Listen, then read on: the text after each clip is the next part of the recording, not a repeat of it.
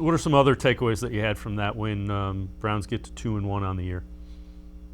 Yeah, Jadeveon Clowney, right? I mean, we talk about Miles so much, and he deserves it with the 4.5 sacks, but Jadeveon Clowney took advantage of his opportunities. Finishes with 2 sacks. His first 2 sacks with the Browns, his first 2 sacks since 2019 when he was with Seattle. He didn't have any sacks in 8 games with the Titans a year ago.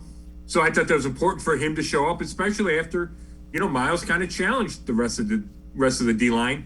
I thought Jeremiah Owusu-Koramoah showed up in a bunch of different areas. Run support, he made a big stop on a 3rd and short. Pass coverage, he had a couple of passes defensed. He had a half a sack when he read the situation correctly and blitzed, and he and Miles both took down Justin Fields. So those were a couple guys to me that really stood out. And then we talked about how hard Kareem ran. And then, I shouldn't forget the kicker. I forgot the kicker on my podcast yesterday. Chase McLaughlin, right? A bunch of doubts about him coming into the season. He makes a 57-yarder and a 52-yarder.